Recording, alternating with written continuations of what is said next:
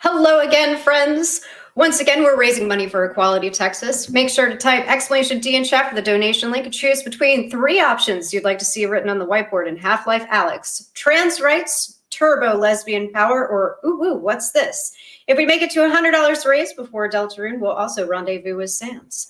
We're ready for Touhou Luna Nights, and it's going to be an awesome time. Friends, if you'd like to introduce yourselves and take it away.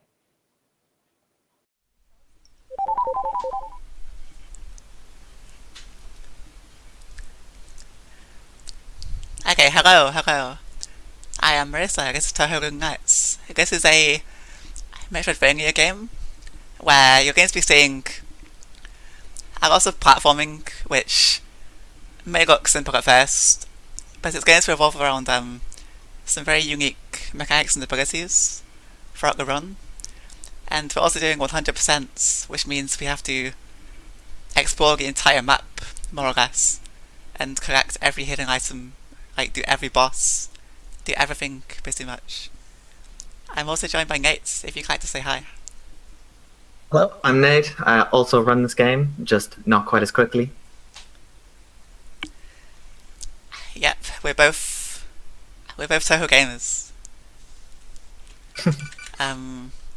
Yeah, I'm good to go. I'm gonna do a countdown if production's ready.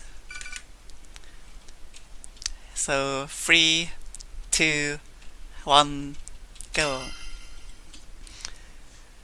Okay, so the first thing I'll say is that typically this game, with like the main shorter categories, it doesn't have any RNG really.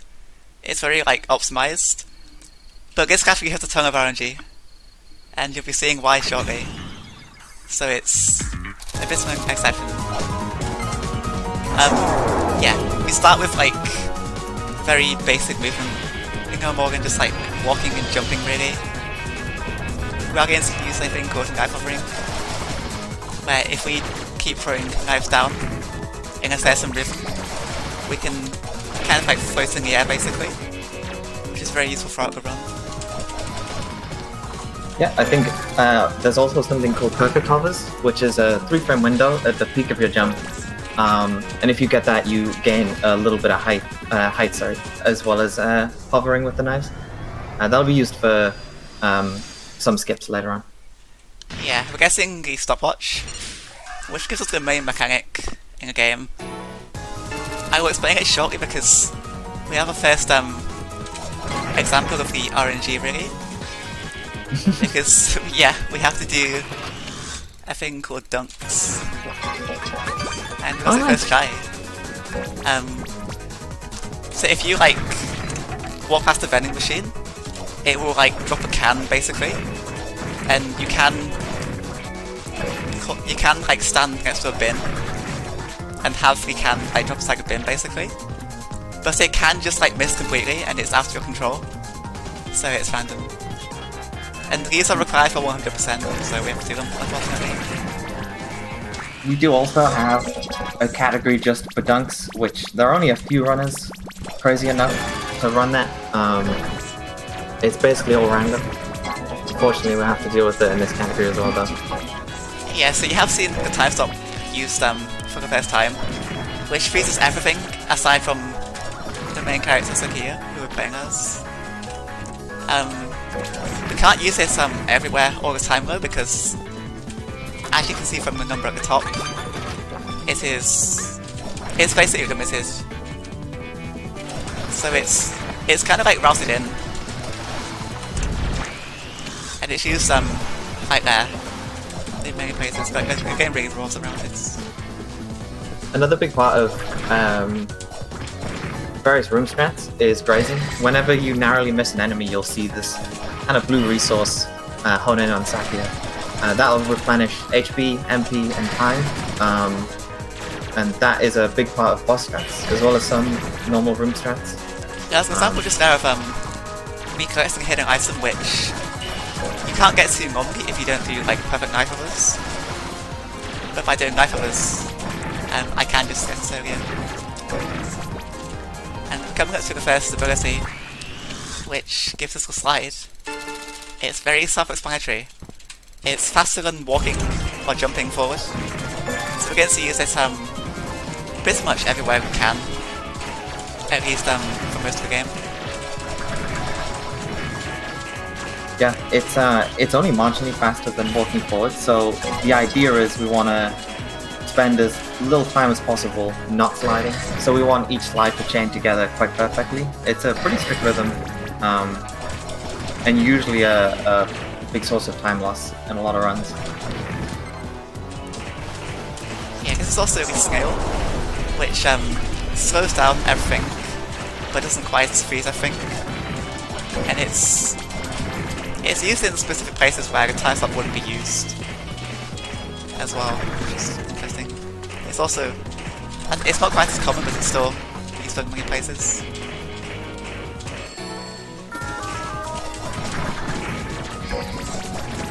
There's also a mechanic called grazing, which I don't think we mentioned yet. You mentioned the blue graze a little earlier. Okay. Well, I was gonna say it's very reminiscent of the main Touhou games, where you just want to be like as close as you can to like enemies and bullets and stuff. Nice first time dunks. Yeah, we actually had really good fucking stage 1. Yeah. First boss. So the first boss is Mailing, so there's not much to her. When you throw knives at her, she'll usually put up a shield, but with really specific spacing, we can kind of just throw knives, and she, for some reason, doesn't put up any shields and gets stun locked. And we just keep a rhythm so she can't jump out. It's pretty easy, there's not much to it, but if you mess up, it's a big time loss. Yeah, she just gets stun locked for some reason, so it's as simple as that. I will promise that every boss after this is much more interesting. Yeah. But we don't have the main ability for bosses at this point, so that one was really just spam knives too much.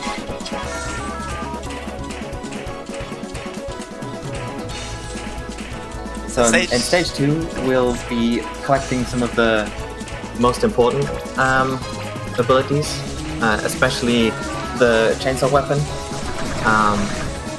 But before that, we will be doing probably the biggest reset point of this run, and the biggest source of RNG called Yellow Skip. Yeah, stage 2 is like typically just sort of sliding. Later in the game, we do get a lot more like vertical platforming, using greater abilities as well, but not quite yet in stage 2. And as Nate said, we are going to try to do a skip to stage 3 briefly. And it is just like the worst thing in the run by far. I don't know how else to go. Let's see if I can do it. I guess it's like just a hidden room. Just like a common example. Getting a knife upgrade. Most of the items in hidden rooms are like time, mana, or like knife upgrades. And you just need it for 100%. Like knife upgrade though is useful in other categories too, because this allows us to have more resources in boss fights, basically. So it's essential to pick up. So during that long hallway, there was a lot of pink or purple grays. Generally when you stop time, the radius for getting grays is huge, it's super generous, but it doesn't replenish HP, only MP and time. So that hallway is a good example of how important good sliding is. If you mess up your slides too much, you end up wasting more time than you're grazing, and you can kind of run out, and time can resume halfway through that room and get quite messy. Yeah, so we are coming to Yellow Skip very shortly. So, I mean, you can explain like how it works and what I'm trying to do while I see if I can guess it. Yeah, so in the next room, usually we'd come to this room after beating the boss, getting the key, and starting stage 3, but we're going to do some very specific movements to try and manipulate these fairies. We basically want them to sync up and start firing out bubbles here. We'll put it back to the wall and slide. Oh my god, I got it first try. That is... yeah, that's... I don't often get that first try, that's kind of insane. Yeah, that was really good. So the idea is you put your back to the wall and slide into the bubbles with the time stop, and the knockback from all the bubbles kind of, I think, adds up and kicks Sakya out to the other side of the wall. Usually, it's very difficult to have them synced up and the right amount of bubbles, and you can waste minutes on that skip. So getting it first try is amazing. The item we just picked up at the top of the room was a good example of perfect hovering to gain height. This upcoming skip is elevator skip and also needs perfect hovers. It's a very tricky skip. It saves about 8 seconds if you get it within 3 tries. But sometimes that's just how it'll be. It's a hard trick. Yeah, it's very specific.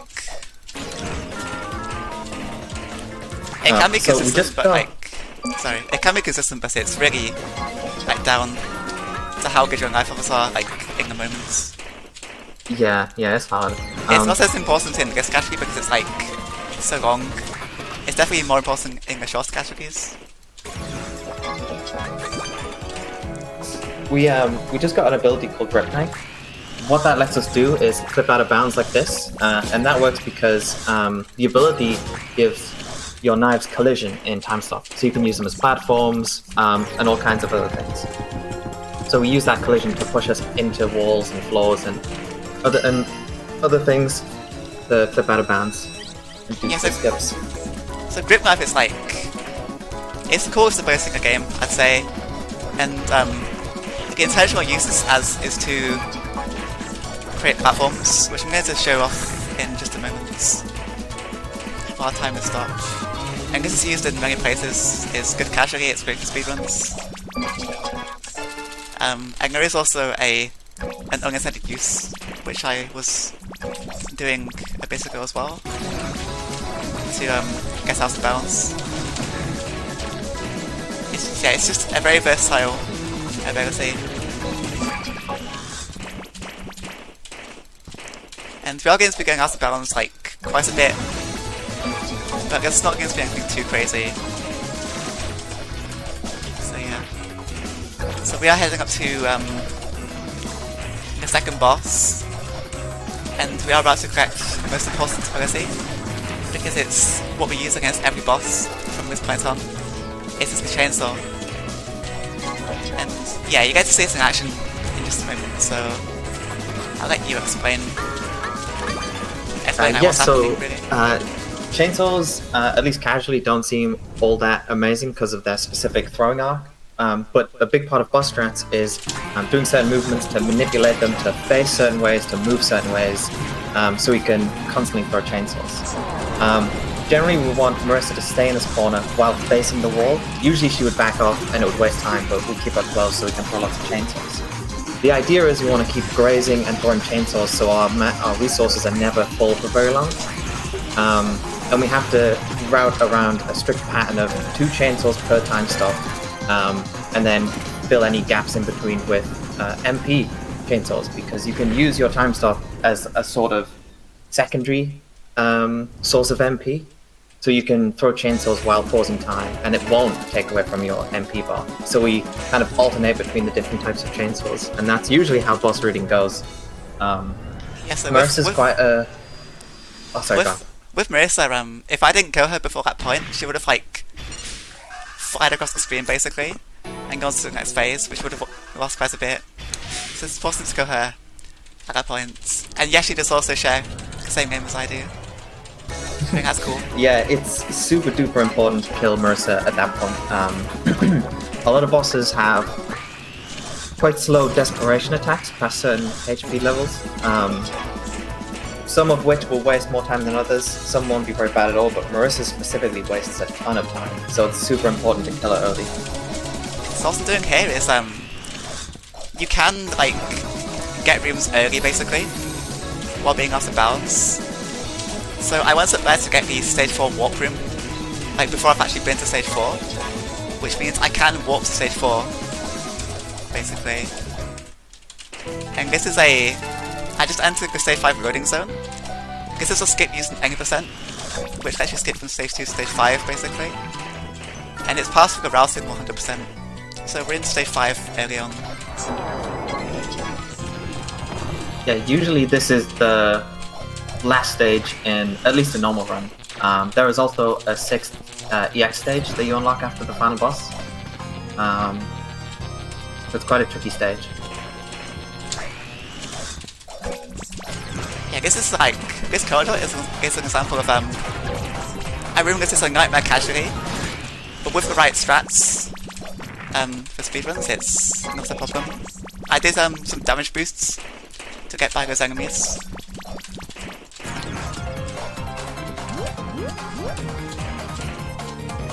Generally in this game, damage boosts, at least I think, are really cool. You have to, you always get knocked backwards, so you kind of want to turn around, throw knives in the opposite direction, and moonwalk into an enemy, and then you can cancel your tumbling animation when you hit the ground by throwing a chainsaw. So stage 5 has a few cool damage boosts, like that long corridor, and there'll be one in this room as well, and they're really fun to do.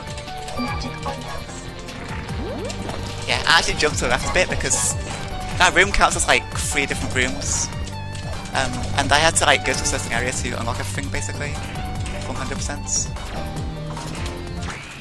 Let's try a cool strat just here. So, what you might have noticed is that those spikes didn't hurt us at all. If you go into a room while time is stuck, for some reason spikes, they just won't hurt you, their hitboxes won't spawn or load or whatever. So we use that in certain rooms. It also works on some other obstacles in the EX stage, which you'll see later. Yeah, so I had a few slip-ups, but I've still gotten through stage 5 quite nicely. And we're going to be heading to stage 4, just briefly, using the warp room. Yeah, I'd say all things considered, it's a good stage 5. Usually messing up stage 5 can just outright kill the run and snack you as well. Yeah, in this actually, like, you really just want to avoid dying, and like, you're perfectly fine.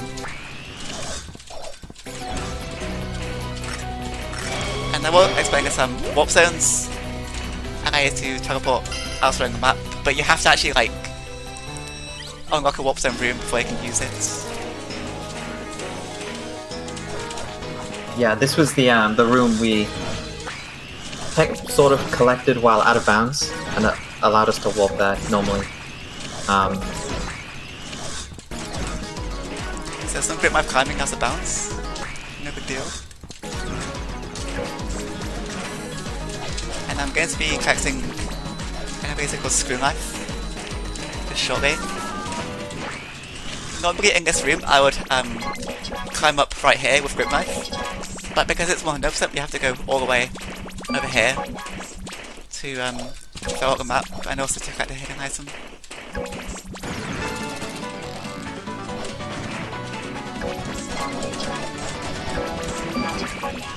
So what the upcoming item does for us, Screw Knife can be used to destroy these wooden crates. It's not especially useful in a lot of speedruns, but the main reason we get it is it allows us to do more damage. Yeah, it's essential against basic bosses. And here I'm doing a funny strat which is actually not faster, but we can enter this boss from out of bounds, and we'll just like fall into the arena basically. This strat looks so good. Yeah. And So- so this shows off on the marathon. Vermilia is a pretty fun fight. A lot of her attacks are aimed towards Sakia, and they give a lot of grays, so we want to manipulate them to aim certain ways and narrowly run past them. There's also a really fun attack to dodge where she kind of covers the whole screen in, yeah, like those projectiles, but for some reason the boss herself doesn't have a hitbox, so you can kind of knife hover in place and avoid those. This attack is quite scary. If you get hit, then while you're invincible, you can't graze at all. And any graze that was on its way to you will fly away. So if you get hit early in a boss fight, you end up playing this game of catch-up that you can never really win. So messing up any of Vermilia's attacks, or rather the grazing, it's really difficult to get that one cycle. So that was a really good fight. It was. So I'm going to head to, I guess, room in stage 5, just to unlock some on the map, but then I'm going to head straight back. So that's why I'm going over here. Also, don't forget the dunk after Vermilia. Yeah, I know, don't worry. Nice. It's like one of the more frustrating ones because you have to go back quite a bit if you missed it. Still a second try. So we're actually heading back to stage 5 using the warp room, but we're just going back to the, like, that's a part of stage 5 basically. And we're going to just head to the final boss of the main game, but not the final boss of the run. So far, these dunks have been really good. Yeah, they have been pretty good so as well. Again, chasing us nicely so far. For some reason, just head up here. Just expecting the stop up.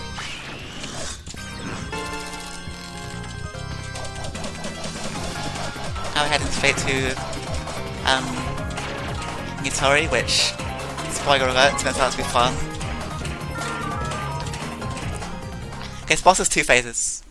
It's one of the only 2 bosses that has 2 phases. Yeah, the first phase is Nitori. She'll fly around in her little ship. Generally, we'd like to do some specific movement to force her to face the other way and kind of shoot off screen in the corner so we can graze really easily. It's pretty tricky to do. We do have a backup strat like this, which is a bit slower, but we can still continue with the fight normally. We spend most of the fight in the corner here, pretty much just for graze. A lot of strats are centered around grazing, so we can maximize DPS.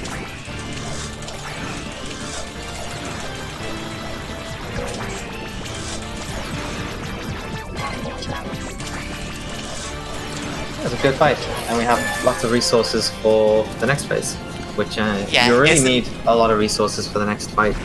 But because we're in 100%, we generally have a lot more resources, so it's a bit more forgiving. Yeah. So your resources carry over to the next phase, so it's important to make sure you haven't wasted everything at the end of the first phase. And here's Flandre. So Flan's first attack is she'll fire fireballs similar to Remelia's first attack, and we want to basically alternate between throwing a chainsaw, stopping time, throwing 2, and rinse repeating that while manipulating the fireballs to go just over us, so we can run behind or in front and jump just over them, get the graze, and then keep up the damage.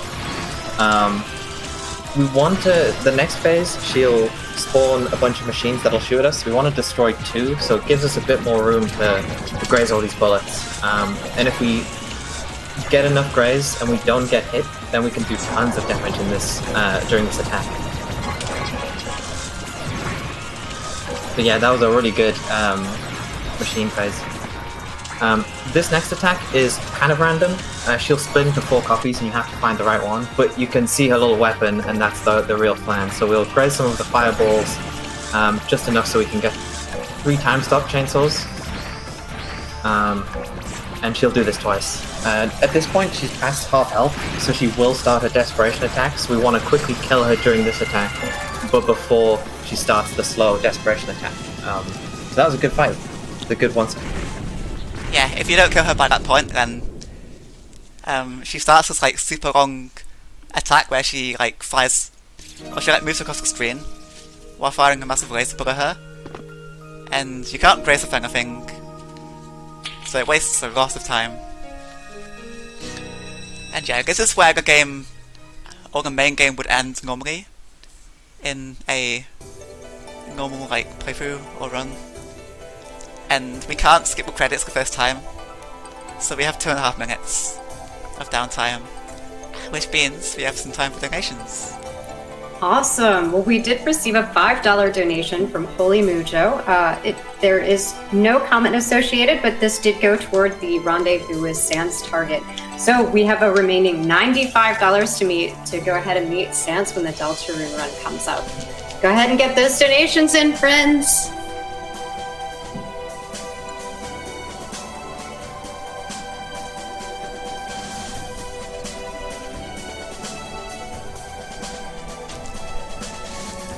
I think the best part of having so much downtime Hang on, I guess this also gives you a chance to stay hydrated. Yep, super important. Drinking water is incredibly high. I have run some other games where there's like really no downtime at all, and like there's no chances to like take a break or drink water. Yeah, I think outside of any of the categories that involve the credits, like RBO and 100%, this game is a real sprint. It's really hard to really explain everything because there is so little downtime, especially during bosses. Yeah.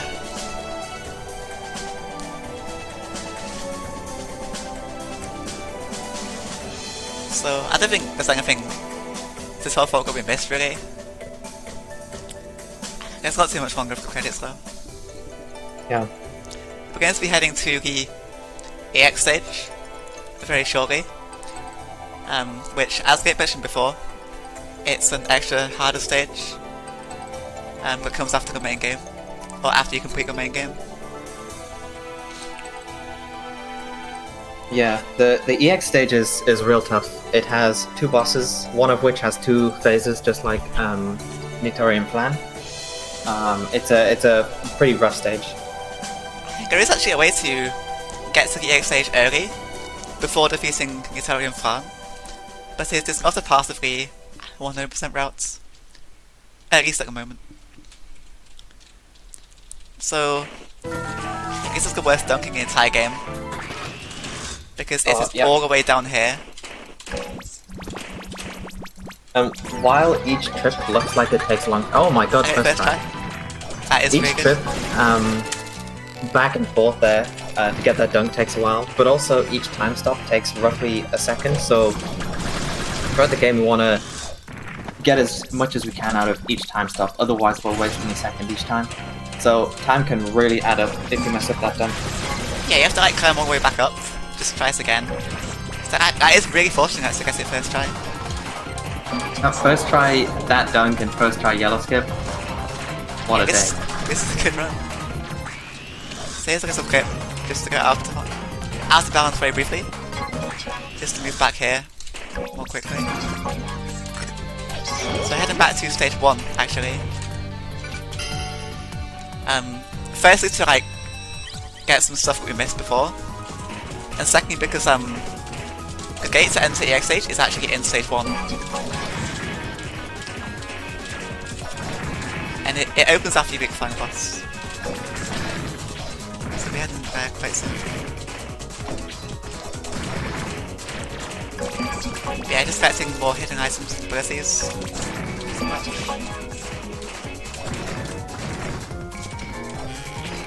The funny thing is that it's like many different abilities and weapons, but we only use chainsaw for the entire run pretty much.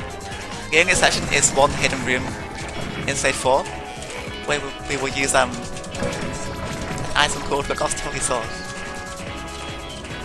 So that'll make a very brief appearance. Chainsaw's just too good. A lot of people usually come into the Discord asking about some of the cooler looking weapons like Lost Holy Sword, and they just can't compete with the chainsaw. The favorite thing is there's a weapon called 1,000 Daggers, which is going to be like a broken casual weapon. But for speedruns it's just all like a chainsaw show. We won't be seeing 1,000 Daggers.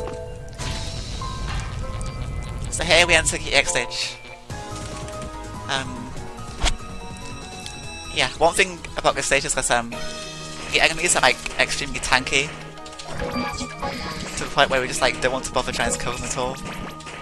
It's also true of stage 5 as well, I suppose. So something you'll have noticed on some of the enemies is that they're glowing purple. Some other obstacles throughout the game will glow purple, green, yellow. These glows tell us how enemies and objects behave when we stop time. So, for example, enemies and objects that glow purple won't be affected by time stop at all. And stage, or rather the EX stage, uses this in combination with this kind of gate opening and closing kind of gimmick to create some puzzles. So that's kind of this stage's whole thing. and also weirdly tanky fish. Yep.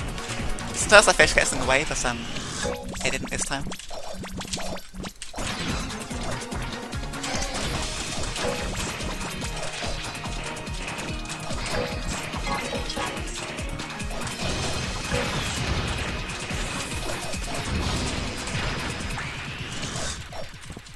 There's a lot of rooms in the X stage that I think are great examples of a lot of strats. So generally, some rooms are very easy the faster you go. It doesn't really give enemies the chance to react and attack and start doing things, and things already spiral out of control. And that's super true in this stage. There's a lot of really long corridors with big enemies, and if you kind of take damage or go too slowly, and it kind of spirals, and it becomes harder and harder to get through the room. I think it's a big reason why some of these long corridors are such a pain casually. Here I'm doing a thing where if I'm in turn-stop while entering a room, these like bars of fire will not actually spawn until time stop's over, which means I can come there and get the dash ability, area intended. And dash is self-explanatory, it's just... Like, what you're seeing here, we're going to use this for the rest of the run pretty much, it's just much faster than any other form of movement. You do have to input a double tap for every dash, so it's kind of awkward. And here is Chono. So, the channel fight, there's not too much to it. It's decently similar to Marisa. We want to make her face specific ways and move in specific ways so we can maximize grazing and chainsaws, especially this attack. She'll usually, or rather one of the other attacks, she'll usually put a big trail of ice along the floor, and we want her to face the corner while doing so, so that there's none of the ice is on the ground. Yeah, right here. Yeah.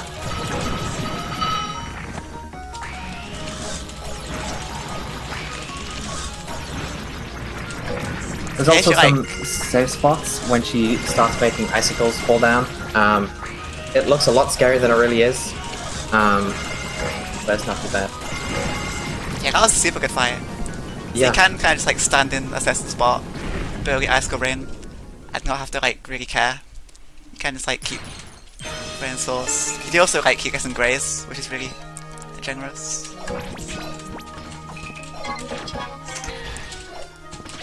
So now we're going to be heading to almost the end of the X stage, but we're going to walk back to stage 2 to finish off stage 2, 3 and 4. Basically finishing off everything we missed before. So this is a really awkward little section of the run. I'm having trouble with this thing. That's just so strong. Let's focus here because I don't think we shall.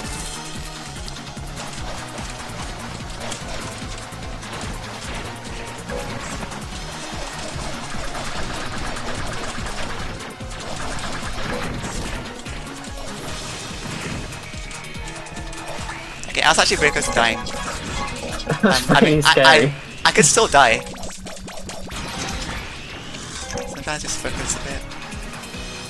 Okay.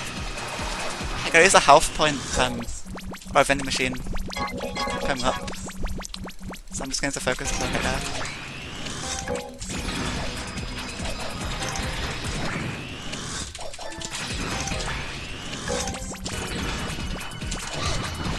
Okay, we're good. Yeah, so even in speedruns, like, this stage can be such a pain if things don't go your way initially.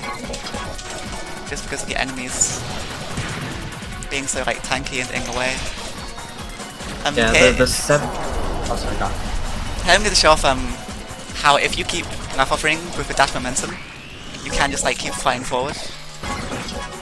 So these are some more like corridors which would be a pain, but I can just like skip through them pretty much by doing that. I'm back in stage 2. Dash movement in a lot of the first 5 stages, or the original 5 stages rather, it is kind of awkward.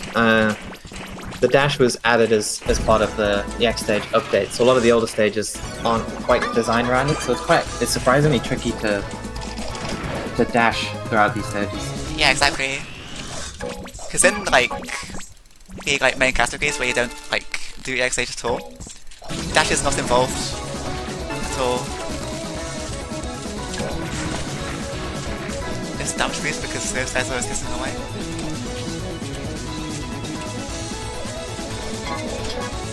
And yeah, we're heading to stage 3 shortly, and then stage 4. Stage 4 is like the one where dashing is just really awkward. Because it's like mostly vertical movement, which dash is not designed for. The slightest. Stage 3 now. There is also a boss in the stage which we haven't done yet, which we would normally do much earlier. And because of that, we're going to be quite over leveled, so it's going to be like much quicker than it normally would be. Nice. Yeah, the boss in stage 3 is Patchy. She is usually a really fun fight, both casually and in the speedrun. But by this point we're so over leveled that she'll most likely die during her first attack. Yeah, you won't like see too much of her, unfortunately. You'll get to hear a bit of her theme.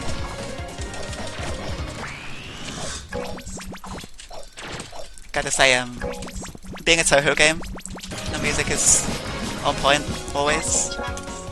The boss themes are great, the stage themes are great. Yeah, this soundtrack's amazing. Interesting, or rather weirdly, this room, if you slide into this cutscene, there's a random chance of the game crashing, which is actually something we need to be careful of in other categories. Yeah, because otherwise you just like walk in most categories. But here I just like dash into it.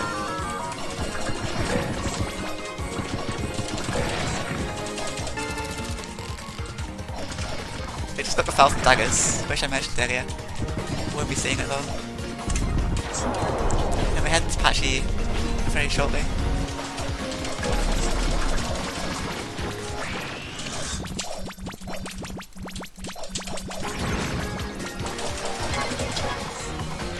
I tried to do like a fancy strat.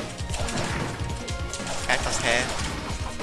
Some very precise knife hovering. Usually we would, in other categories, we would time stop and slide across it because it freezes the water.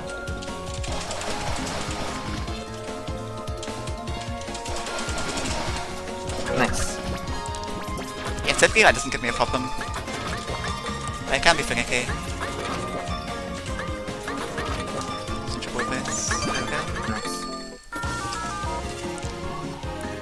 I'm also gonna save on purpose because with bosses, if you kill them on the same frame that says in text boxes appear, the game can crash. And sometimes you'll have like text boxes come up before like certain attacks or phases. Well, ideally with Patchy I should kill her right before that can't even happen in the first place.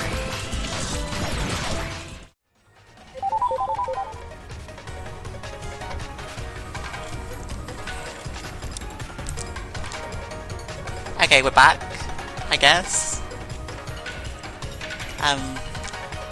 I'll just play then.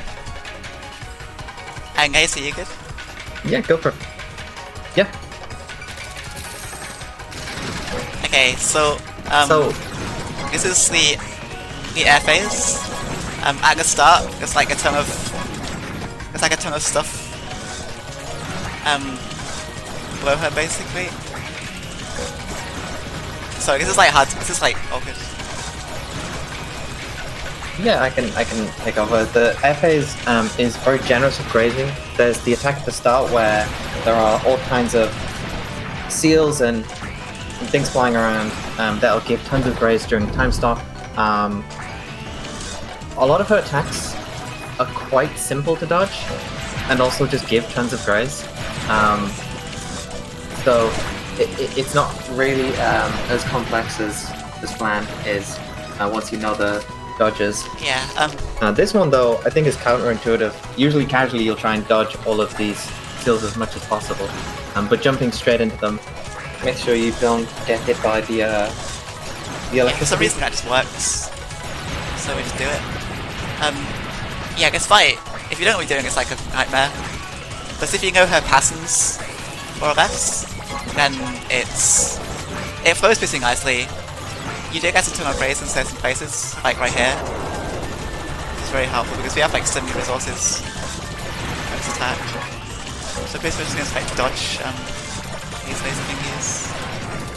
And here we are. There's one more cutscene. So time isn't yet. But it'll be coming up pretty shortly. Yeah, there'll be a little Nitori, little mech type thing. Sakia will jump in, and when the door closes in front of Sakia, that'll be fine. Yeah. So that is 100%. That's everything done. And this is where the game ends if you do the EX stage. So time is coming up. Right there. Last time. And there was also another like credits. Nice. But Grunt's already done. One more thing is that you can also control the ship in the credits and like shoot attacks like this, which is pretty fun, I guess. But yeah, that's the run done.